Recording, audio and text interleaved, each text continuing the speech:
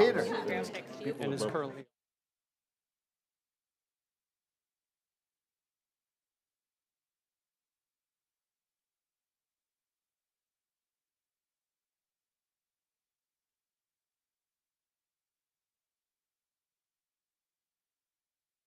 Don't need to do anything with this. They'll turn it on. Sorry.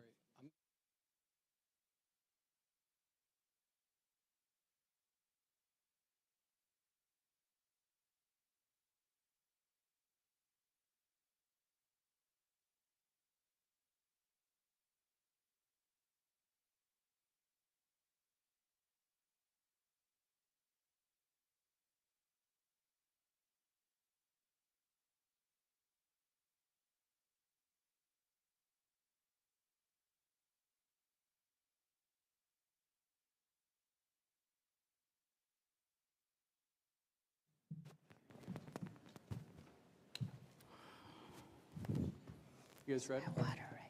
Are we on? Okay. Folks, thank you so much for being here. Welcome. And my name is Mark Guadagnoli. I'm the Senior Associate Dean for Faculty Affairs for the Kerkorian School of Medicine. And I am beyond excited about what we're about to listen to here. Obviously, we have a very esteemed group of individuals up here who we're going to talk about. But first of all, I want to celebrate you. By the fact that you're here today shows your commitment to brain health, shows your commitment to UNLV, and we are very, very grateful for you being here. I also want to tell you a little bit about the flow for today.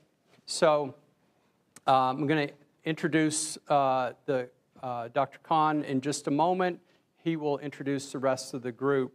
The group and I will speak about brain health. We'll speak about the department and some of the programs and some of the research that they're doing. And then we'll have some time for you all to ask questions as well. Now, I want to tell you something else about this. We're going to talk about the past and spend most of our time talking about the present and future of brain health. And I can tell you that the future is very, very bright, especially with these individuals involved in it. I also want to mention to you one thing, brain health, and in particular our panel, it is steeped in science. Wonderful science, as you'll hear about today. You all may ask some questions that the panel will do a great job answering related to science. But brain health is also something that's very, very personal. Every one of us will have some association with neurodegenerative diseases and brain health, either personally or with those people that we love. And one of the things I know about this panel is this panel gives us hope with the work that they're doing. And so, without further ado, I want to introduce you to Dean Mark Khan, Dean of the Kerkorian School of Medicine. Thanks, Mark. Thank you. Thank you. Welcome, everybody. So for me, coming up on my 5-year anniversary for being at UNLV and being the dean, this is, to me, really the most exciting thing that's happened to us since we got our full accreditation. When I look at UNLV and I look at the School of Medicine and I look at our community that has tremendous needs, and I look how we're really going to best be able to make a difference, to me, it's brain health. So as Dr. Guadagnoli said, all of us, unfortunately, know someone who's been afflicted with a cognitive disorder. We have, as you're about to introduce, and as you know, some world-class researchers in cognitive disorders and neuroscience. And what we want to do in the School of Medicine is we want to build upon that. We want to hire some more scientists, and we want to build out our clinical services so we can lead this region in the care of things such as stroke, epilepsy, neurocognitive disorders, and the others. So having brain health in the School of Medicine, to me, is really, really exciting. And I'd be remiss if I didn't welcome our new people to the School of Medicine, and we can give them a clap. And anyway, Welcome to our facilities, our building. When I say they're moving, they're not moving physically, they're moving administratively. And really, I see the School of Medicine, and Dr. Cummings and Dr. Kinney and I have talked about this. We don't want to get in the way, we want to facilitate. We want to facilitate growth, we want to facilitate discovery, and we want to facilitate really continued and augmented success. So for everyone in the room, we appreciate you being here, we appreciate your support. We're going to need some more support moving forward. But as a preamble, as I think about the future, again, I think the future of the School of Medicine is intimately involved with neurocognitive studies. And having brain health with us is just terrific. And we scheduled this day basically to answer some questions, but also allow our brain health people an opportunity to talk about what they're doing.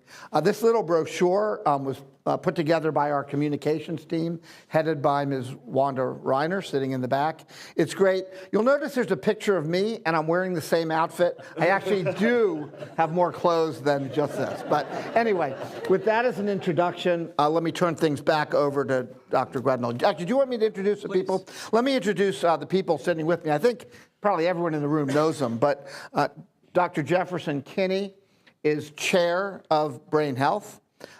Kate Zong runs some of the educational programs and runs some of our clinical trials. Jeff Cummings, really world-class Alzheimer's researcher. And you've already met Dr. Guadagnoli. So, Mark, let me turn it over to you as MC. Thanks. Thank you very much. One of the things, by the way, I just read this about Dr. Cummings. He's one of the top 5 Alzheimer's researchers in the world. I think number 1, but yeah. I agree with that. You're welcome. So we're going to introduce the team in just a minute in more detail, and he'll hear from them. I'm going to tell you, and I hope it's okay with you, I'm going to take some liberty and call people by their first names as we've discussed to keep it informal. We'd like to have this to be a fun, informal conversation with some of the world's best scholars. I think that that's a really cool opportunity for us. And except for Dean Kahn, because he's my boss. So he'll be Dean Kahn. So Grand Poobah. That's right. Jeff, let's talk first about the department, because you are part of it, obviously, but you're not the whole department. No, I mean, the department, and there's a very nice slide up here. So the Department of Brain Health was really created about 5.5 years ago. And this was an effort as part of the growth of neuroscience at UNLV. But what's different about brain health, and one of the reasons that I think we've been so successful, is that unlike most academic departments, there is a real interdisciplinary flavor to the work that's done in the department. And you'll get a sense of this afternoon, and you can hopefully get a sense of this from the list up there. So these are our current faculty. You'll notice on the left, it does include Keith Whitfield, so our president. He very much likes to point out occasionally that he has to answer to a faculty member when I'm standing there, which is very bizarre, but he does like to do this. And he has expertise in this space. So he looks at health disparities in aging and Alzheimer's disease. So his expertise is right in line with ours. There's Jefferson Kinney. You'll see in a minute, if you don't already notice, there is some confusion in our group because we have multiples of Jeffs, and now we have multiples of Marks, right? So we're overloading. My middle name is Jeffrey. Yes. So we're overloading on Jeffs. If you're interested in joining us and name Jeff, I'm sorry, we can't help you anymore. So my research is primarily on cell molecular approaches to Alzheimer's disease and also the biomarker discovery work, and I know we'll talk some about that. Jeff Cummings, who came to us formerly of leading the Ruvo Center here in town, and he and I did an awful lot of work to sort of build this structure of what brain health would be like. Dr. Zong, who leads a number of our outreach efforts, including a Brain Health and You series that happens in the community, our Innovator Award and entrepreneurship around brain health. And then we have 2 additional faculty who are here, Dr. Samantha John, who's in the 3rd row right here. Dr. John does some remarkable work looking at health disparities in aging and Alzheimer's disease, because there are differences in this. And then most recently in the 2nd row here is Dr. Lena Nee.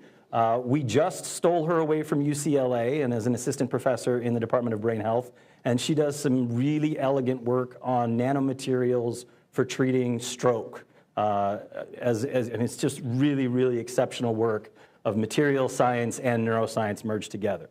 So while this is our group and they are all really productive, probably the best defining feature of this department is that every one of us has a different expertise, and we collaborate across several different approaches, which gives rise to some really, really productive science. But also, we've been successful in terms of funding, we've been successful in what we're doing because our expertise is complementary and not duplicative.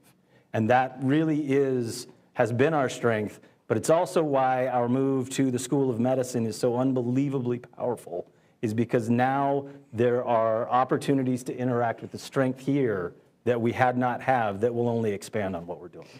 Can I confess to something with this whole crowd here?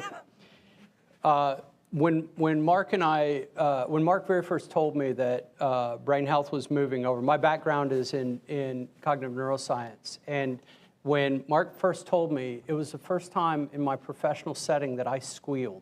I was so excited. And as I'm listening to you right now... you squealed during your annual review. Only when he doesn't call you. As you're talking, Jeff, and we're just getting started. Like, I'm so excited about this conversation. We're just getting started. But I just think about this, Dr. Nee, with just the description of the work that you do, that both of you do. Like, this is fascinating work, right? And this is the best in the world. Like, how lucky are we to get to do this and sit and hear this? So I don't want to talk anymore. Dr. Zhang, Kate. Thank you. So I'm a geriatric psychiatrist by training, and in my past life, I was also the senior director for clinical research in the Rural Center. I helped them to develop the clinical trial platform. So it's really great now to be part of the School of Medicine and to be working together with many of the colleagues. So as Jeff Kinney mentioned that, so in the Department of Brain Health, I wear a couple of different hats. Between the two Jeffs, this is a basic scientist, and this is a clinical researcher. So one of my role is to be a translator. So what does it mean? So, you know, when Jeff started to talk about molecular biology, or when this Jeff talk about the pipeline, to a lot of the audiences, a lot of our community members, they were like, what does that mean, right? And also we have so many great science and publications and breakthrough results. But how do we really translate from scientific language to the language people can understand?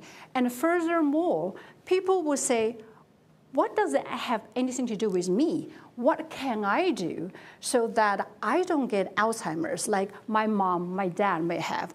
Or what can I do so that I can really reduce the risk of developing dementia for me and for my children? So that's something we are very passionate. There is tremendous science behind the impact of the overall lifestyle in reducing dementia, in mitigating the risk of dementia. So there's so much we can do. As Mark, you have just mentioned, there's tremendous hope on the horizon. So I'll be happy to share with all of you. Yeah, thank you. Jeff? Yes, thank you. Great to be here, and thank you for coming today. You know, learning reduces your risk for Alzheimer's disease. So you're just a little less likely to get Alzheimer's disease by being here today, and we appreciate that. So I would like to show you a little bit about the Chambers-Grundy Center for Transformative Neuroscience, if I could have that slide. So Transformative Neuroscience. I chose that name when I created this center because I truly believe that neuroscience that succeeds transforms lives. It's therapeutic. It intervenes in the diseases that everyone knows someone who has. So transformative neuroscience and our center is devoted to the development of therapeutics. And we have some unique approaches to doing that. So here are the areas, and I won't spend too much time with them, but the Clinical Trial Observatory is the most well-developed area of what we do. What's an observatory? Well, you're watching the stars go through the sky. You're watching the dynamics of what's happening in the universe. And that's what we do in the Clinical Trial Observatory. We follow the universe of drugs that are moving through the pipeline, and some of them are going to become successful therapies for Alzheimer's disease. And that's so important for us. That's ultimately our goal. So the observatory is a very robust database that is derived from the Federal Registry for Clinical Trials. Every clinical trial is mandated by law to be registered on clinicaltrials.gov. So we follow that. In fact, we download clinicaltrials.gov every day into our data sets, because this is a very dynamic registry.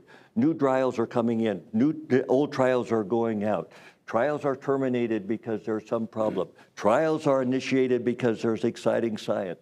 So we're following all of this exciting science. And so we have the 10,000-foot view of therapeutics. And that has turned out to be enormously popular and of interest to the general public. So on pages 8 and 9 of your book, and if I could just have the next slide, you'll see this figure.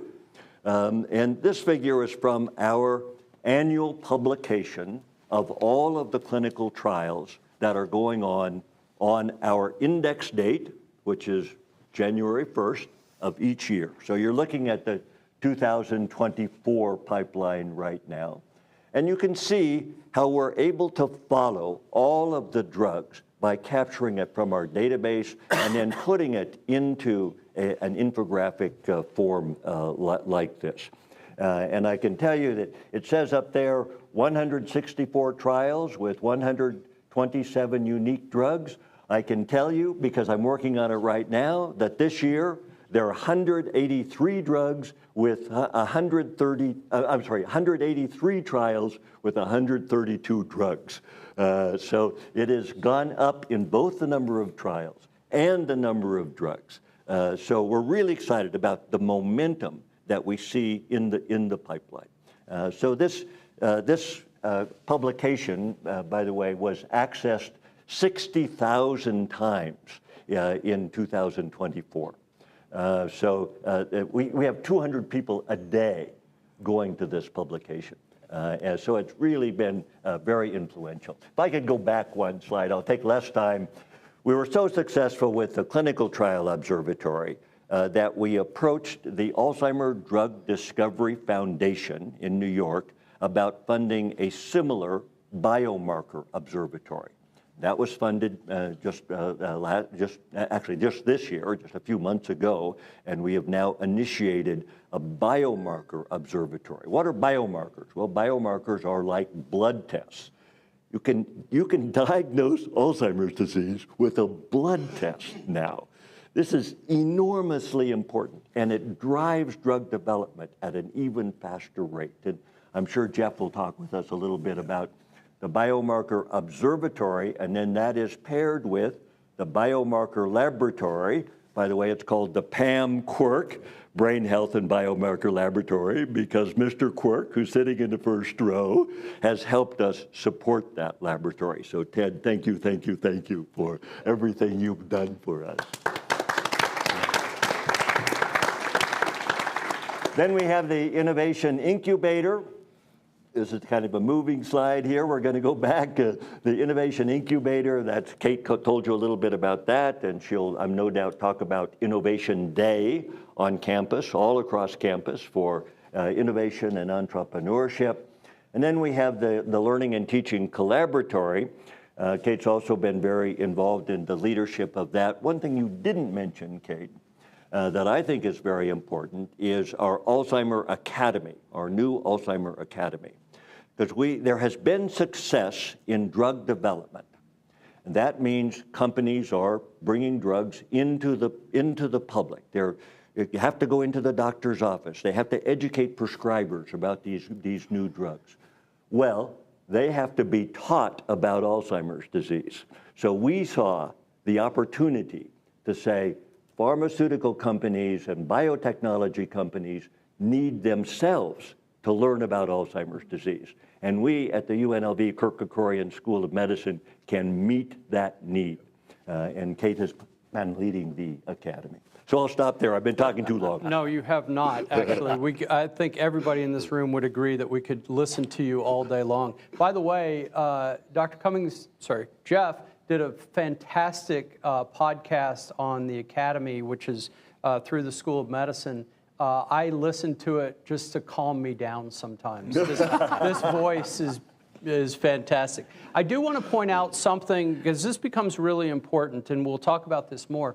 We're no longer talking about looking at neurodegenerative diseases in the sense that, well, we can see them now, but what can we do, right? Now we're being proactive, and Kate, I think you really brought up this point. We're being proactive about these, being able to monitor the blood to see these, looking at the many pharmaceuticals that are associated with this. It's so exciting what's out there as well. So I just want to point out, to the point, I think that we are at a stage, not only that we have focused on the treatment for Alzheimer's, but we have moved to detection, that is diagnosis, right? 10-some years ago, even 15 years ago, the confirmation of the Alzheimer's diagnosis has to be relied on the autopsy. Right. That's a little too late. And so that now with the development of the biomarker, we started to see the protein in the brain. And now Jeff mentioned about the blood test. So we're moving from not only treatment, but detection. And now we are really looking at prevention. So when you look at the whole spectrum of cognitive disorders, so we're looking at as early as prevention. So this is such an exciting time, isn't it? It really is. Thank you, Kate. And, Mark. I'm an oncologist. So in oncology, we identify unique signatures of certain malignancies. They're not all the same. And if one of you could comment, I think with Alzheimer's, we're realizing it may not really be one disease. It may be a manifestation of several diseases, which allows us to target individual therapies for individual people. And it sounds like you're really at the cusp of being able to do that, if one of you could comment. I think in many ways, some of the especially for signature of disease, Alzheimer's disease is a few years behind what's happened in oncology. Right? We have some, as Jeff points out, there are a couple candidate targets right now that are on the cusp of being diagnostic for this is the disease. And what follows from that then is what is the signature of the disease, right? How does it look like for Alzheimer's disease or for another neurodegenerative disease? And there has been remarkable progress the last 10 years. It is incredibly fast, and it's also incredibly productive. So from the proteins to the neuroinflammation to, Jeff, you can certainly comment on that, but just a whole collection of the whole biomarkers, that's extremely important and very exciting. Jeff, actually, that we are doing that in our lab. Yeah. And this, Jeff, is really helping using those biomarkers to apply not only in the clinical trial as a biomarker, but also looking at the overall, if the drug actually works by using this biomarker. So it's so exciting. Mm-hmm. Well, then I want to expand on one thing that Kate was saying, which is our movement towards prevention. Yeah. Because we know now that the Alzheimer pathology begins about 20 years before the person has the first memory symptoms. So we've thought about Alzheimer's disease as a late life disorder. It actually isn't. It's a sort of a late midlife disorder. The changes will start about age 55, so that the person begins to exhibit memory abnormalities at about 75. That the average age of onset of Alzheimer's dementia is 73. So now we can detect the people who have it in the brain before they have any symptoms. And we can do it with a blood test. And that sets the stage for our being able to prevent it by the early administration of therapeutics. So it's just a changing world. We're looking at a whole different way of thinking about brain disorders because we can see them before they have caused the damage to the person's ability to function. So many things, so many things. What I'd like to do, actually, let's dig a little bit deeper into the science here. Jeff, if you don't mind, let's start with you and talk a little bit about the work that you do and how that is transformative, as we've talked about before. Yeah, so, I mean, I'm a nerd. I will always nerd out and talk about the work we're doing, and I rely on Kate and Jeff to make sure and translate me so I don't go down a rabbit hole. That tends to happen. So the work in our lab, in particular the biomarker discovery work, so one of the difficulties in being able to detect a marker in blood, right? So everybody here goes in to see your physician and they take cholesterol levels as a measure of cardiovascular health, and that's a version of a biomarker. The difference here for anything CNS, like brain associated, is that it has to make its way out of the brain into the systemic circulation. So the biggest challenge in most of this work has always been finding a way to detect something at such a small level that you can actually make a distinction of this person has enough more of it than somebody who doesn't have the disease and determine how good of a biomarker that is. So the work in our lab is sort of a combination of, we leveraged a lot of the workflow that we did in our cell molecular biology work, right? And this was actually some of the very early collaborations between Jeff and myself years ago was trying to find things that translate across patients, across even preclinical models into the human clinical populations, and to identify ways to detect something that we could say, this indicates there is disease there. So the first real hurdles of this is seeing if there's a difference in the blood and comparing it to an imaging marker or some other really well-defined status. This is Alzheimer's disease and this is not, or a clinical diagnosis. And it's a lot of trial and error. And the ones that are now, there's one biomarker that is currently being considered by FDA as a screening tool. And in fact, some of the data for that FDA application came from the Pam Quirk lab, right? We were one of 3 sites that contributed data for this. So a lot of what we're doing is evaluating candidate biomarkers that other people have for our colleagues. But the nerd half of my shop, and my gang here will attend to this, is we have a couple biomarkers that we think are better. And we're developing these ourselves that, as far as I know, no one else is really working on. And so we do this work to see how well they map onto it. We do them in collaboration with clinicians, with docs of many different locations. And in fact, we also now have a traumatic brain injury biomarker discovery program that we're also working on. So some of it's trial and error, some of it is just high throughput for the ones that are really promising. And every once in a while, we lean back to our basic research roots to identify novel targets for us to advance as what is the ideal biomarker for Alzheimer's disease or staging Alzheimer's disease. Or one of the interests in our lab is diabetes and why it confers an increased risk for developing Alzheimer's disease, which goes precisely into what Kate was just talking about and Jeff was talking about. Prevention and risk are things that can be addressed, especially if you can identify a biological substrate that goes along with a clinical diagnosis or a clinical characterization. And that is mostly where we live and breathe these days. It's interesting. The point about diabetes is particularly interesting because not very long ago, those were 2 very different things, right? And now they're talking about the relationship between the 2. Can you talk a little bit more in detail about this? Yeah, so no one's really understood it, and it's been understudied, I think. So people with type 2 diabetes, so it is specific for type 2 diabetes, are at a 1.5 to 4-fold increased risk of developing Alzheimer's disease. As we start to dig into this a little bit deeper, so of the general population, about 9% have type 2 diabetes.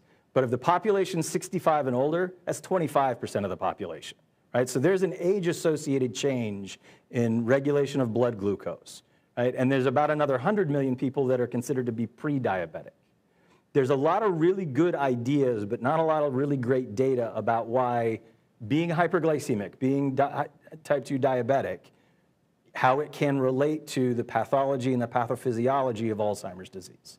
And this is one of the great sort of translational projects within our group. So we have preclinical model projects where we're studying the mechanism, and at the same time, we're looking at blood samples from patients, those that have diabetes and those that don't, that have Alzheimer's disease, to see if we can determine where's the connecting piece. And Jeff, do we know if tight glucose control modifies risk? Do we know that? So best estimates are that obviously controlling blood glucose is better. Higher glucose, so this is associated with insulin receptor insensitivity. There's even some groups now that talk about type 3 diabetes is Alzheimer's disease.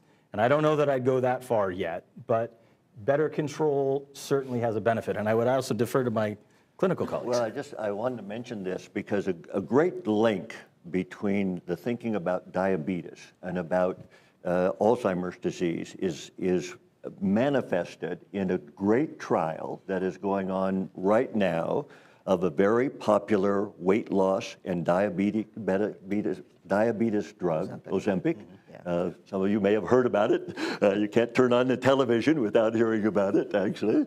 And people who are on Ozempic have a reduced risk for Alzheimer's disease, even if their glucose is not better controlled. Interesting. So it's independent. The drug is doing something independent of the glucose control. And we know that it's an anti-inflammation agent.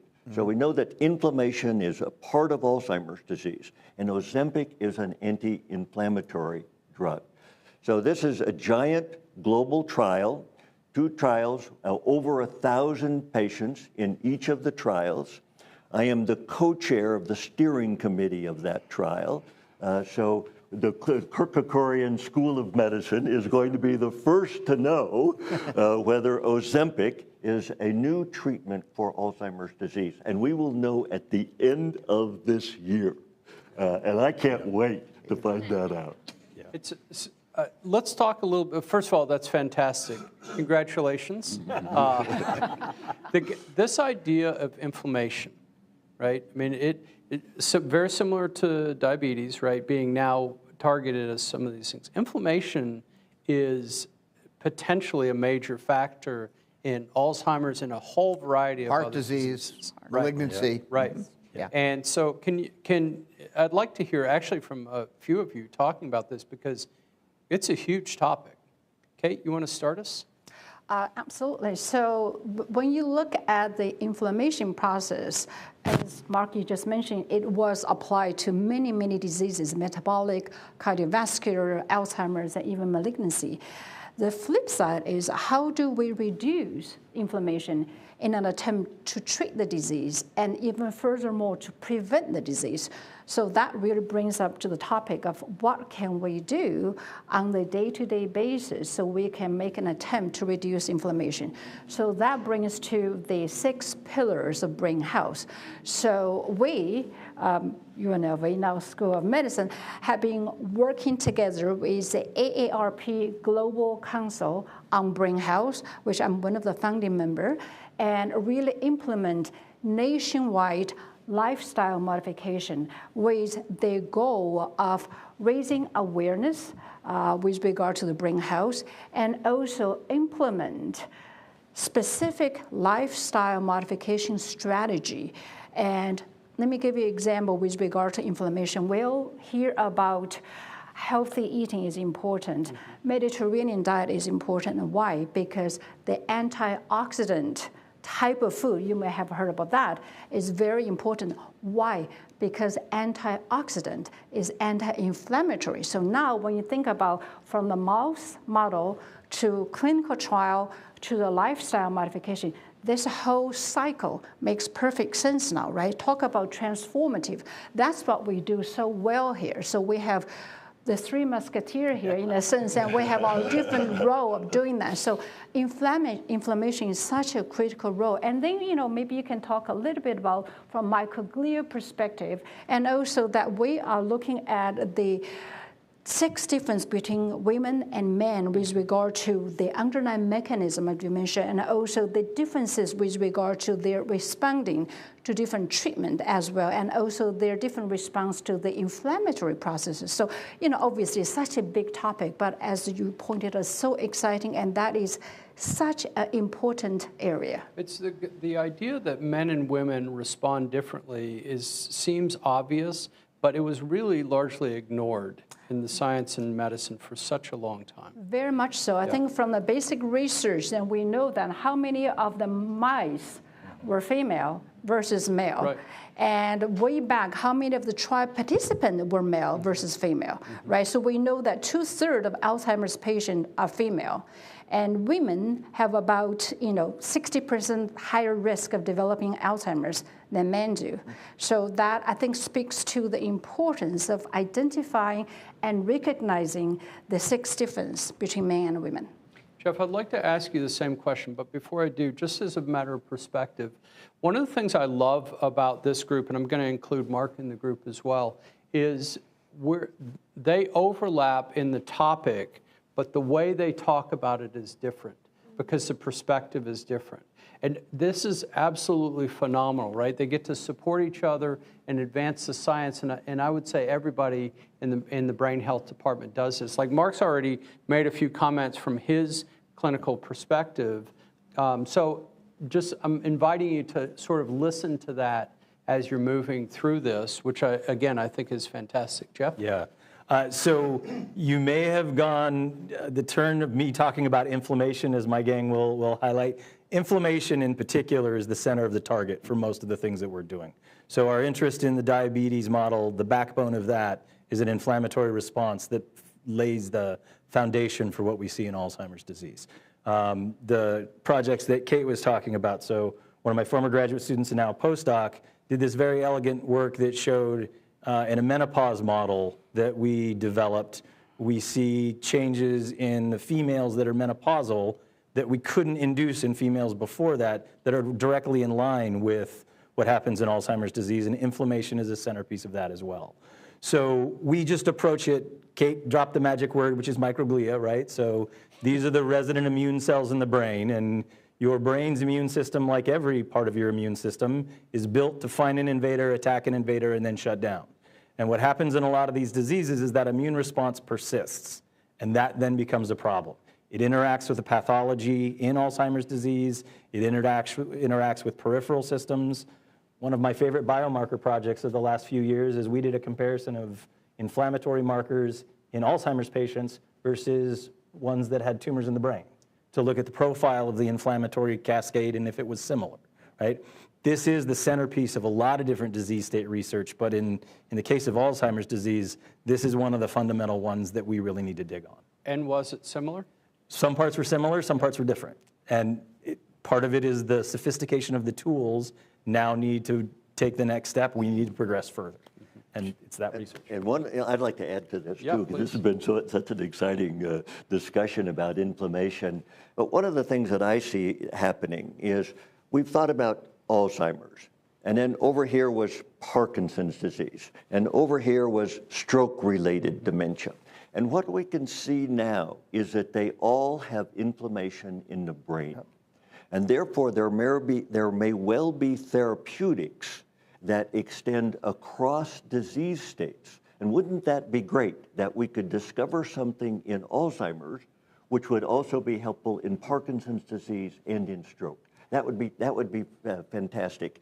And in anticipation of that, I showed you our circle of hope. That's what we're calling the drugs the drug circle that I showed you.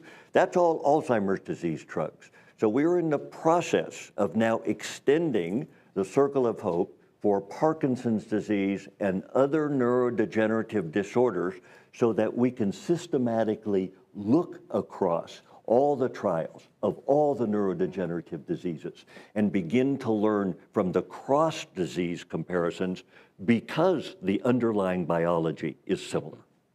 And so with that circles of hope, Yeah, circles. then the School of Medicine becomes the big circle of all this, which is fantastic. Mark, I know you wanted to say something as well. I was going to ask a specific question, if you'll allow me. So I'm intrigued by the diabetes Alzheimer's link, and I'm intrigued by the possibility that some of our drugs we use for diabetes may have an effect on Alzheimer's dementia. What about other drugs? So metformin, a drug that a lot of diabetics take, it's usually a first-line drug, has interesting metabolic effects aside from glucose control. We know that metformin actually may affect the aging process with shortening of the ends of chromosomes called telomeres, and may actually in some ways prevent aging. Jeff, where are we with metformin and Alzheimer's? Yeah, there's so much excitement about metformin. It was the first drug to actually be shown to extend the lifespan of experimental animals. Yeah. So very important observation. And there's a history of trials. So far, they haven't shown us an effect in humans, but there are ongoing trials with metformin. And each trial allows us to learn more about how to do a trial for that particular drug. Mm-hmm. So it's in process, is what I can say. And that's a very promising drug. And it begs the question is, could we treat aging? With metformin. Now there's a real interesting question, is could we treat aging? And I think it's not out of the question. I think so too. And one other question, it's specific, but we in the School of Medicine really push preventive care, and one of those things is the new herpes zoster vaccine, which you need to get if you're over the age, I think now it's down to 50, and zoster's a painful disease, we don't want to get it. But there's some evidence also that zoster vaccination with the new vaccine may have an effect on Alzheimer's, which makes sense because herpes lives in our nervous system, and certainly it's not a leap of faith to consider that will cause some inflammation. So yeah, and what we can see actually is it's not limited just to the herpes vaccines, that there are other vaccines that also seem to be associated with a reduced risk of Alzheimer's disease, maybe because they stimulate the appropriate inflammatory response, yeah. Or anti-inflammatory response. So there's about a dozen vaccines in the pipeline right now. So that's definitely a theme that is being developed. Thanks. So if you're okay with it, I think let's stop for just a minute and see if people from the audience have some questions, and then we'll get back to this conversation a little bit more. This is already fascinating. Is Alan here? Alan's going to bring over a microphone to you. If you don't know Alan, Alan, thank you for putting all this together for us today. We appreciate it. So I think, Ted, you had a question? Ted, 1 second. Thanks. Is this on? Yes. Yeah.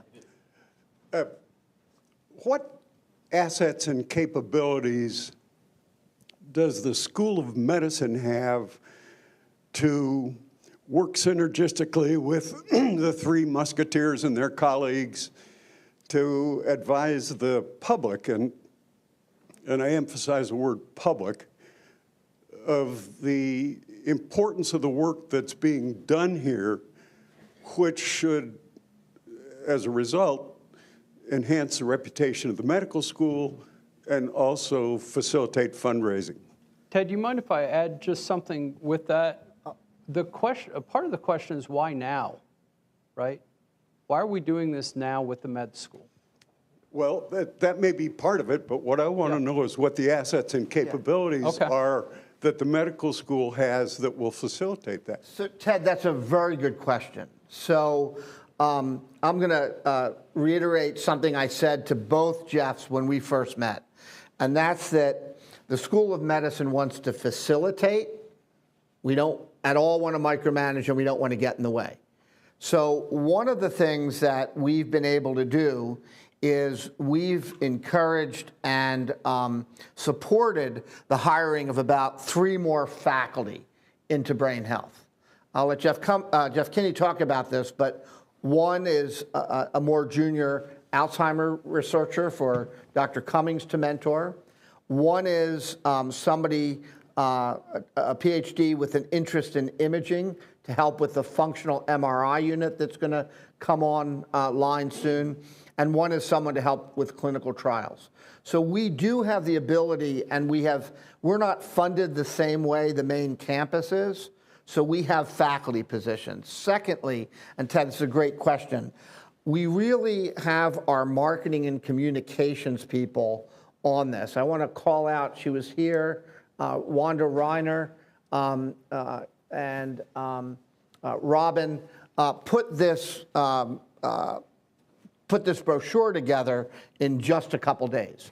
We want to take all advantage that we can in advertising this, and then our philanthropy team and others put this event on today to introduce to all of you where we are and where we're going. So I think that's a very good question, Ted.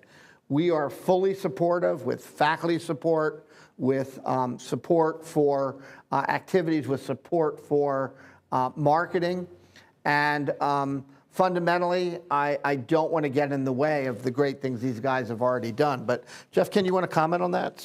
Yeah, I mean, I think, so Dean Kahn, because he's also my boss, right? I should follow that same. I'm sorry, I couldn't resist that one.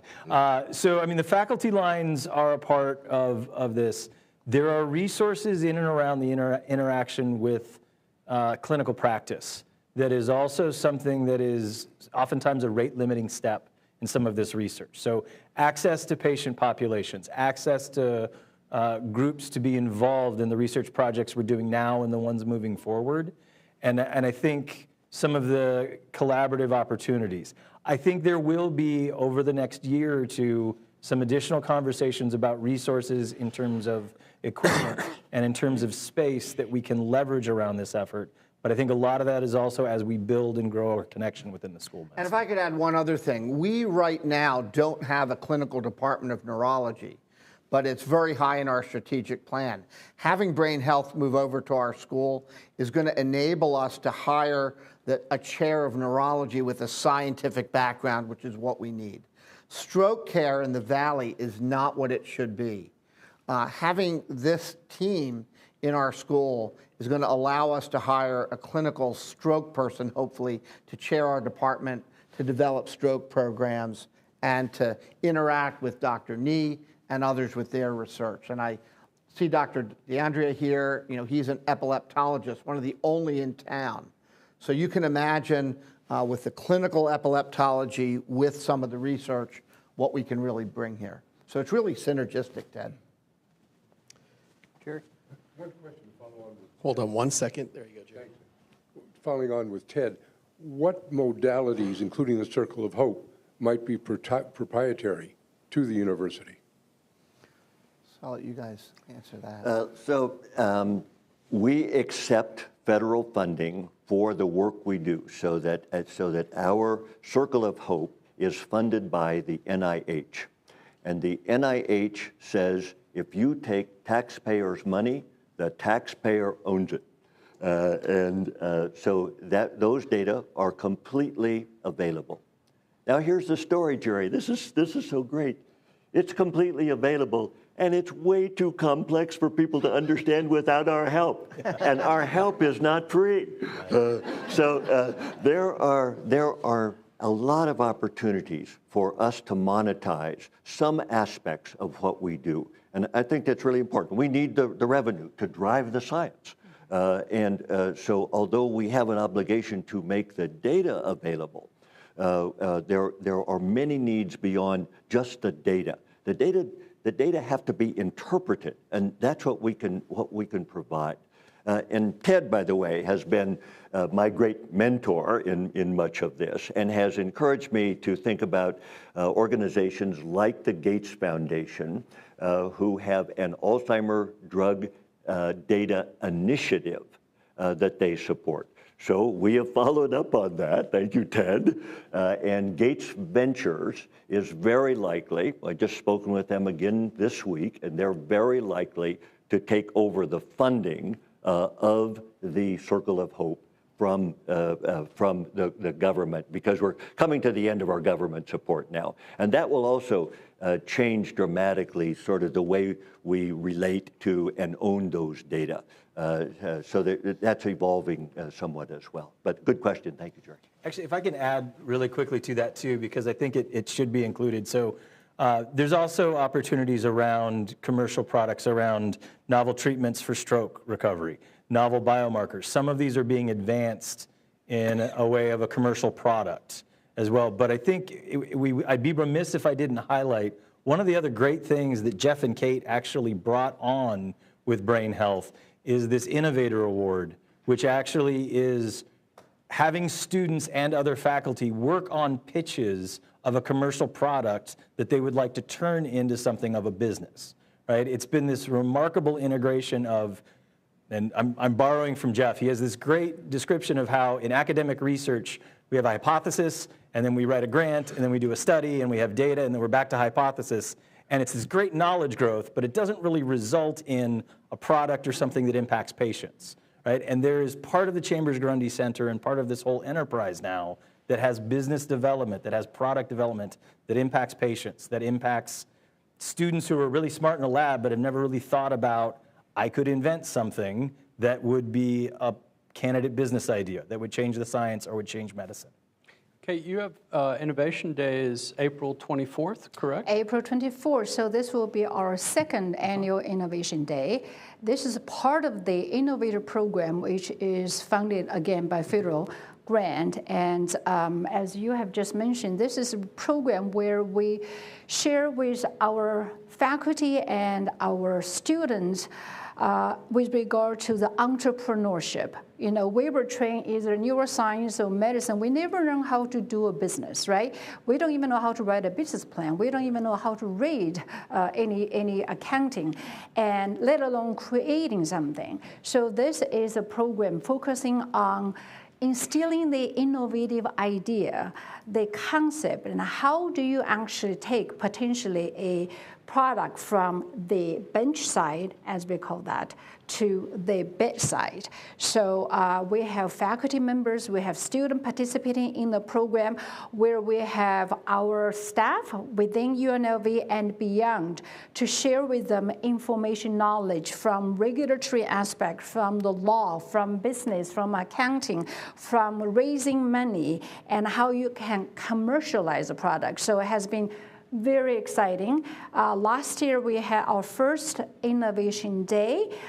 We had the pitch competition in the Shark Tank style, actually. I was a judge. I'm going to come into that. And a critical one. Very critical one.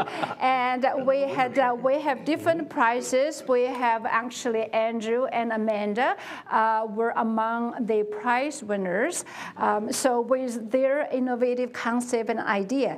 So we would love to have all of you to join us this year. It's going to be on April the 24th on campus here. And please do spread the word, because this is where we can innovate and we can actually stimulate the idea how medicine, science, innovation, future, and the young generation and entrepreneurship all come together. So this is something we are very excited about.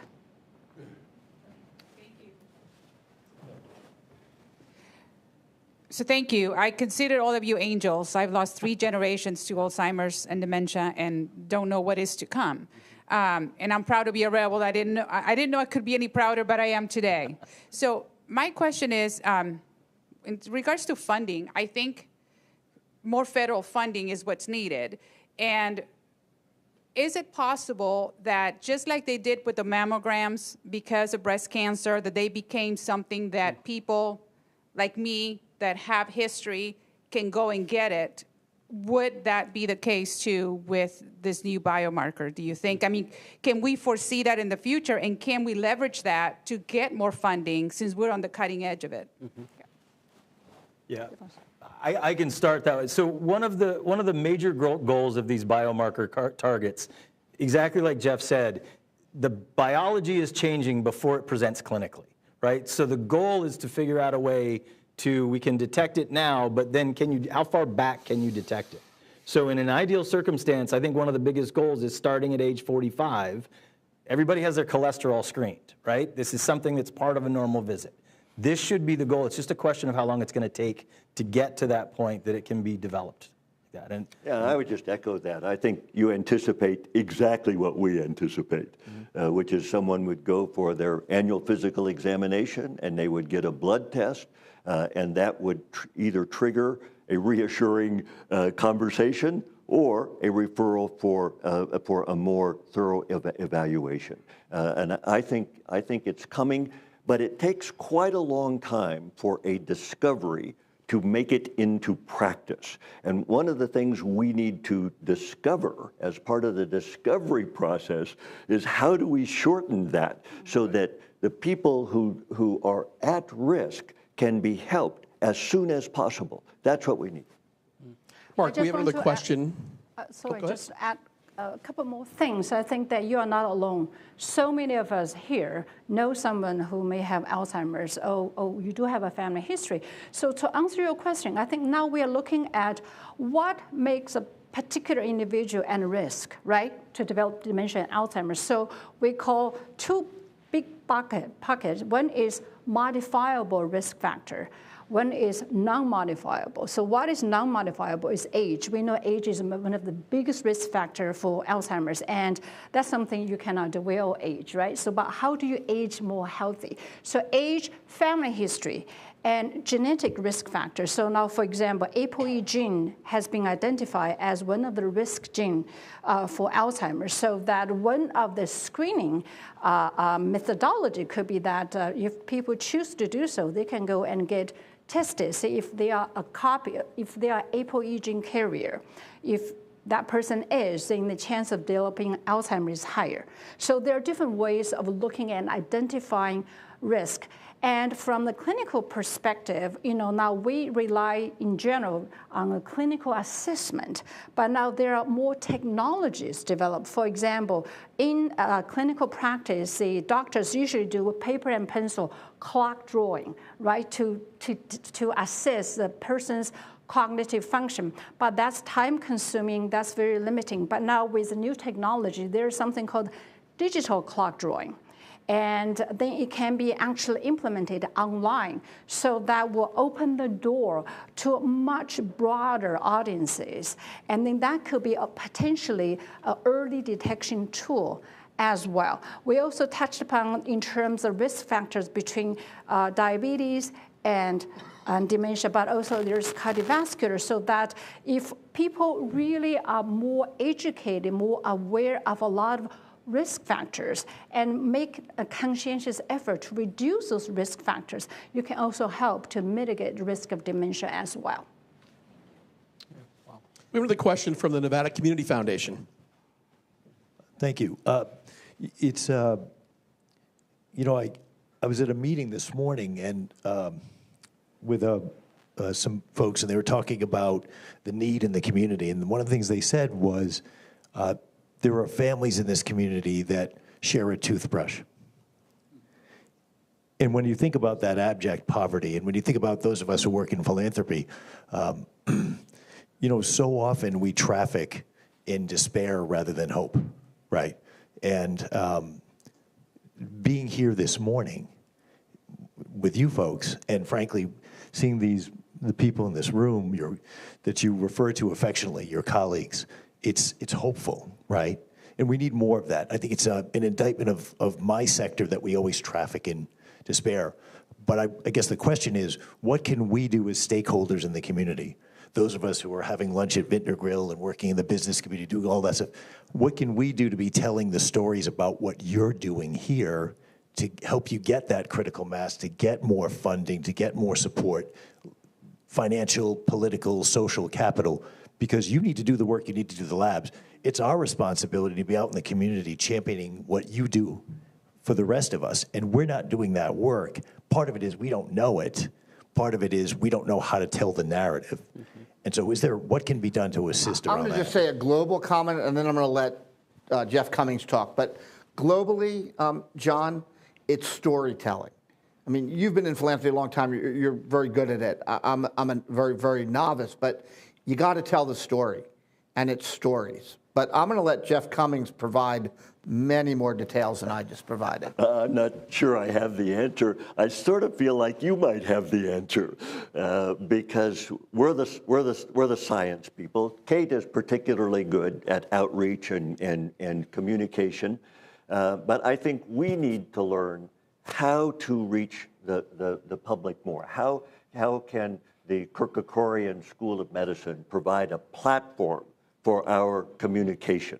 And I don't actually feel like I know that. I feel like we're looking for a way to tell our story, to develop the narrative, to have people know what we're doing and what our needs are. So that's how I would. We'll work on that over the next couple weeks because it's critically important, John. And I think it's access to people, it's storytelling. Somebody earlier today, maybe Mark Guadagnoli, suggested a barrack lecture about Alzheimer's for the university and open to the community. But I think it's things like that. I think as John reflected, this is exciting, this is inspiring, and we need to get that word out. And that's what I mean by we need to tell our story. John, first of all, thank you so much for the question. And one of my favorite parts about it is we each need to do our job, right? And the job that we have up here isn't necessarily the philanthropy side of it, but man, they can tell the story because they know it, right? And I think, so one of the things, by the way, Jeff is going to be doing a research forum on April 15th as well for the school, and I think that's one of the many ways so we need to get this out because that's the thing. There are so many different ways. Yeah, I just think I was a trial lawyer on the East Coast before I decided to use my powers for good rather than evil. But what we would do is I would sit down with Jeff and say, Jeff, tell me the thing, and then cull the story from Jeff. Mm-hmm. And Kate, you're amazing at it. But I think there should be like an ambassadorial group that should just get briefed by you folks, and then we go out and we have to report back to the dean and say, okay, here's the 5, 6, 7, 8 groups we've gotten in front of. Here's the stories we've told. Here's the reaction we're getting. I mean, that's incumbent upon us.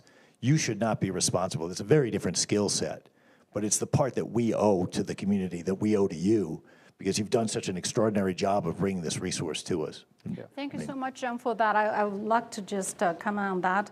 I love the term, the Alzheimer's or brain health ambassador, right? So I think every one of you can be the ambassador for this great cause.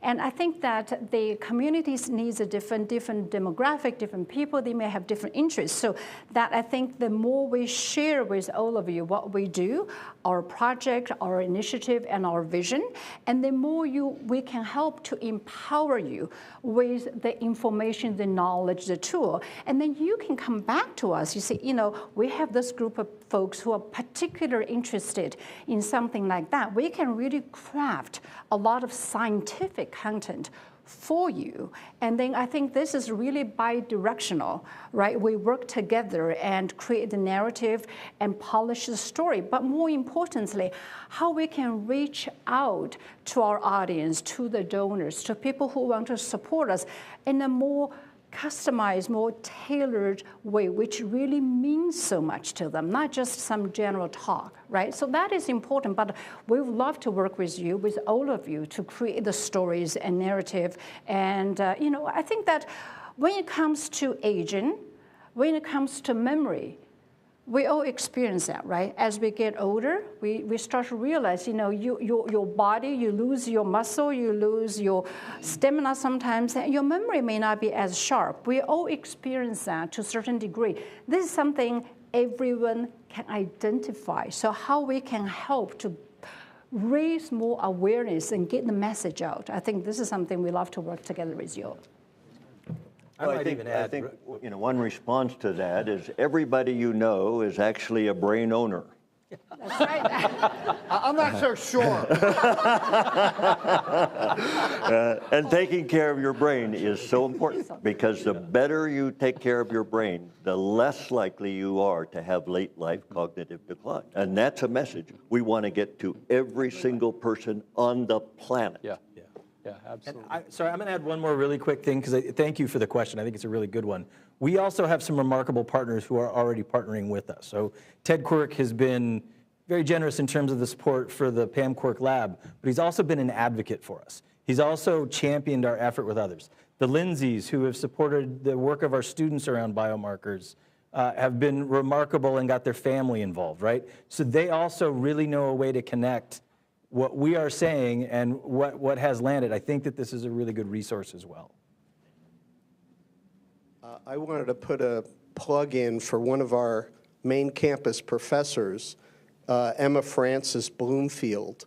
She's in communications, and I read her book in December, and it's called Science versus Story, Narrative Strategies for Science Communicators. So it's for nerds like us, Jefferson, that have trouble speaking to the lay audience and how we can better be storytellers. So anyway, Emma Frances Bloomfield. Thank you for that. I got to tell you, I hear you all saying that you're not storytellers, you're great storytellers. This is a great group of storytellers right here, and you tell a beautiful story as well.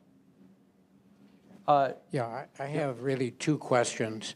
The first is, in reviewing articles that deal with treatment potentials for Alzheimer's, none of them seem, or many of them do not seem to have anything to do with the mechanism of disease. And so the question I really have, is there any evolution of developing an animal model or some sort of model that can be used in that regard? That's my first question.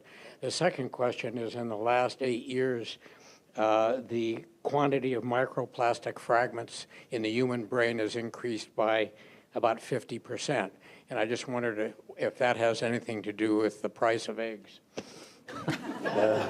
So I'll start, and then Jeff is our mouseketeer, so he can do the animal model part of that. But the great thing about the new medications in Alzheimer's disease, the 3 that have been approved since 2021, is that they're very mechanistically driven. We can see this protein in the brain. We can raise an antibody to the protein. We can remove that protein, and we can show it's gone by a scan.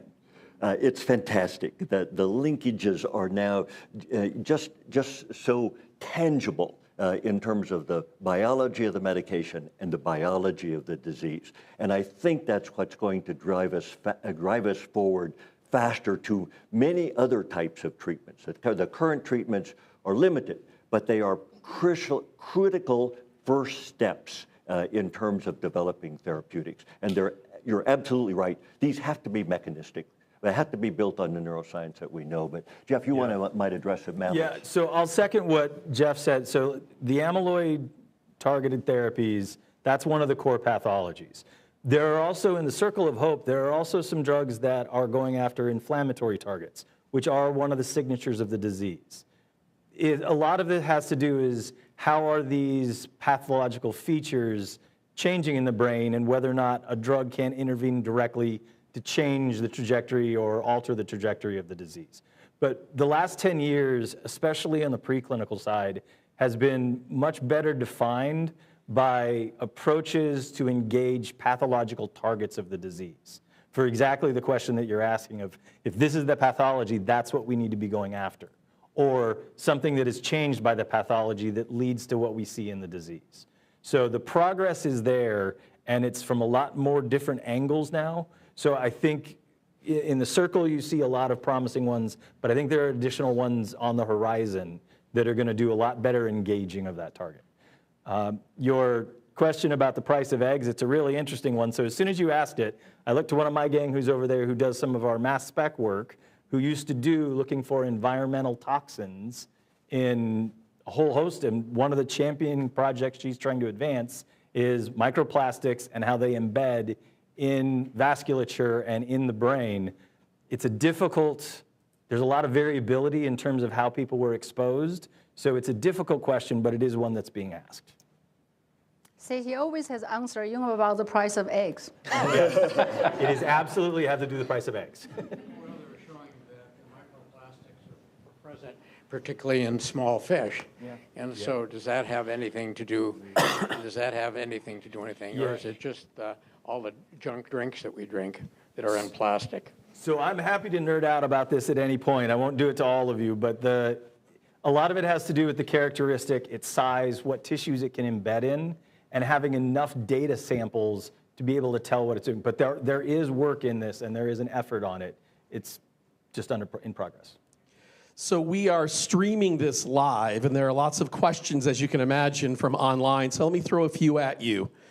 The first is, how much does it cost a pharmaceutical company, maybe how much time does it take to go from clinical trial to actual drug implementation at the customer level?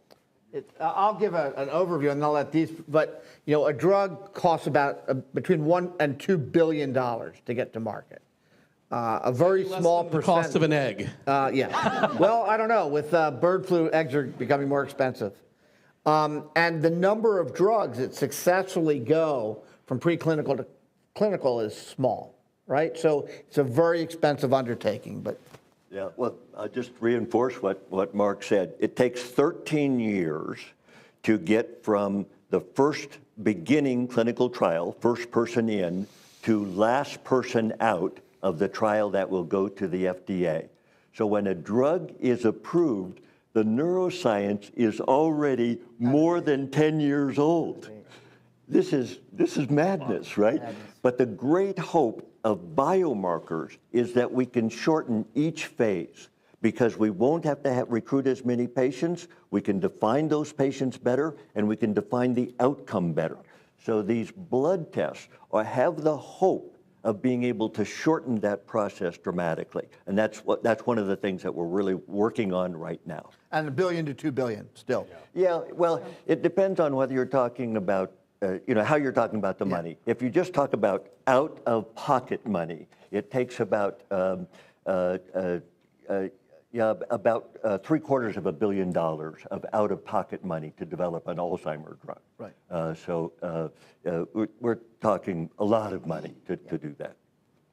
So here's another one. How will AI help to maybe advance or speed up the research that you're doing in Alzheimer's and brain health? Yeah, in tremendous number of ways. So AI, with some work to train it, with some work to teach it for what it's looking for, is an invaluable tool, and it opens up all sorts of new analyses of really big data sets, right? One of the difficulties in a lot of this research is this group is working with their data set, and this group is working with their data set, and what you can do with AI tools is start to look at it all together. Right? It has a capacity. We're deploying this on the biomarker observatory. We're using this in looking at some of the inflammatory marker arrays that we're doing. It takes some work and effort and expertise, but these are remarkable tools that we and a lot of our colleagues are using.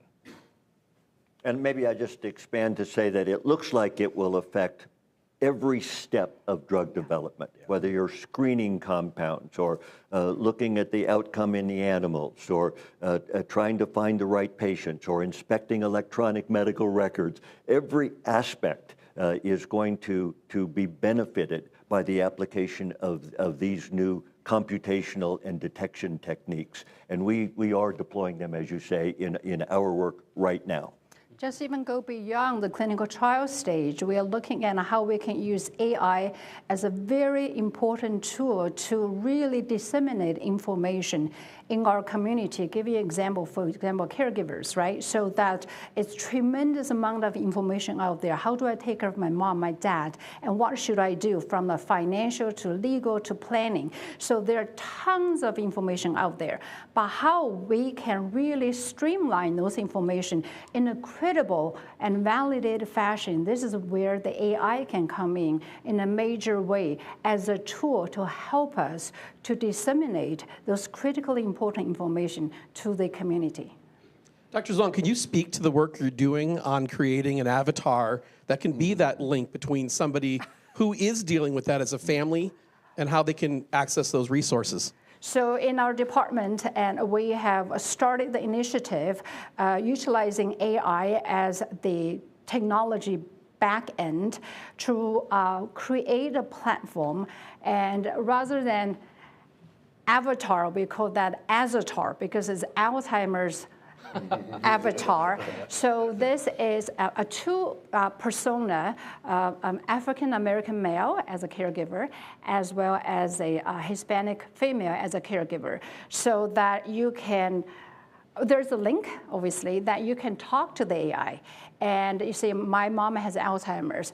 I'm concerned about her. What can I do? And where should I take her? So that we are compiling information relates to the caregiving, relates to dementia, relates to Alzheimer's as a back-end information.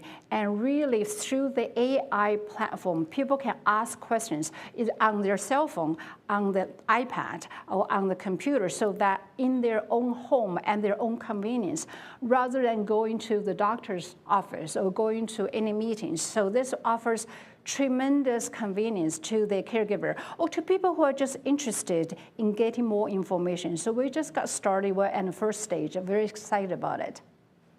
Thank you, Dr. Zhang. One more quick question. Is all the research, Dr. Cummings, that you're looking at and observing all those dots on that big circle, are they focused on slowing the progression of already diagnosed patients or on the prevention side of getting it in the first place? So, the vast majority, 75%, are on the treatment side. There are only 8 clinical trials addressing prevention. Of the 140 that I showed you there, there are only 8 of those that are prevention trials. But the technology and the designs, the instruments for prevention trials are being pioneered in a very important way now. So the prevention initiatives are growing, but they're still pretty small as a proportion of the pipeline. So this is a conversation that we could have literally for days, as certainly I could, but we're going to stop now so that you'll have time to speak with the panel individually if you'd like to after. But before we do, I'd like to ask each member of the panel to answer a question. What do we need to know that we haven't talked about today, and how can we help? Seriously? This is the first time I've ever seen you not. Okay, all right. Yeah, I'll plunge into this. I'm going to change the question a little bit because we're here in many ways to celebrate our entry into the Kerkorian School of Medicine. And for me, this resonates exactly as it should be. When we think about the School of Medicine, we're talking about medicine, and that's what the Chambers-Grundy Center does, is medicine. We're looking to develop new therapies to help people who have brain diseases. So the idea that a medicine-oriented center is in the medical school is an exact mapping of where we should be. It's a platform that allows us to make our message and tell our story in a more coherent way, and it helps us to advance in many ways. And I can already feel a great alliance with Mark in terms of what we're doing. And I would just add that this is, again, as I said in the beginning, to me, one of the most exciting developments we've had as a school. And again, I see this as a critical component of our strategic plan. And our overall mission as a school is to care for our community. And this alliance will enable us to do this in really a very, very big way. I'll, I suppose, add along that thread.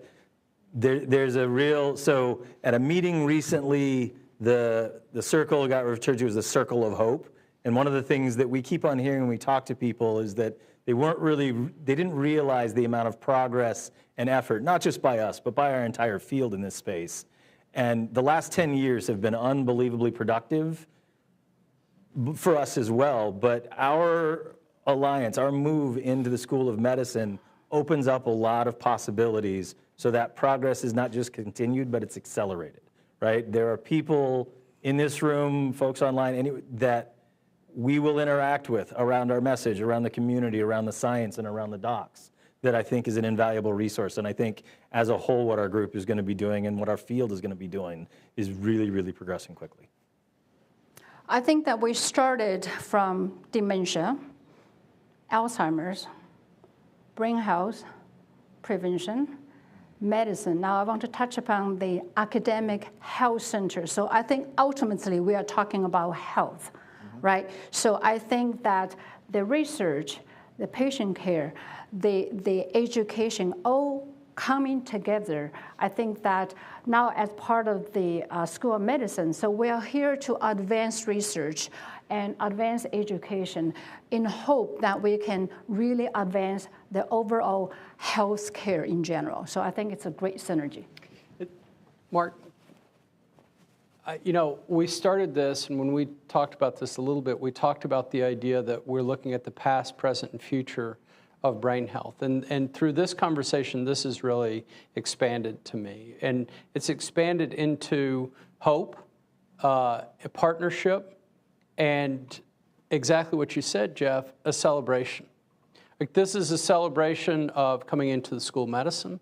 This is a celebration of the work that you all are doing, and the support that's there, and the community supporting as well, which I absolutely love. And I just want to first say, on behalf of everybody here, thank you so much for everything you're doing and for the time today, which was just remarkable as we go through. And I also want to say thank you to you all. Again, this is a celebration of the work, a celebration of meeting with the, coming together with the School of Medicine, but it's a celebration of you as well, the community supporting and colleagues supporting the work, the great work that is being done with this. I'm going to turn it over to Alan to finish this off, and then you'll have some time to spend with our esteemed colleagues up here as well. If I could just say one word, I'd just like to thank my team, Mariana Sarmiento and others for putting this all together today. So let me thank them. So let me just share a few thoughts of what I've learned and how this has changed me and the work we do here at UNLV. I, like many of you, have been profoundly affected by Alzheimer's personally. And it deeply connects me to the work that we're doing here at UNLV. We're really fortunate to have, like, the group that we have here that are on the front end of science, research, testing, and tracking of all the things that are possible that will not only help me, the loved ones that I have, but humanity in general. I know that we call it the Chambers-Grundy Center. I might want to consider changing the name to the Chambers-Grundy Epicenter of Transformative Neuroscience. Because what is happening here is happening right here. Yeah. And it's not just for UNLV, and I'm glad that we have it, but it really is for all of humanity. The speed at which we change the course of humanity is going to come from the investments that we make in it. Of course, it starts with the science and the research and the knowledge and capacity that we have to change the direction, but it also stems from the public and private investments in the transformative work that we're doing. And as John said, not just that, but being storytellers and sharing the great work that we're doing right here in Las Vegas, right at UNLV, right at the Kerkorian School of Medicine. So I challenge you, if you're looking to make a difference, please consider joining and becoming an extension of the transformative team that they're leading. Thank you. Great conclusion. Nice conclusion.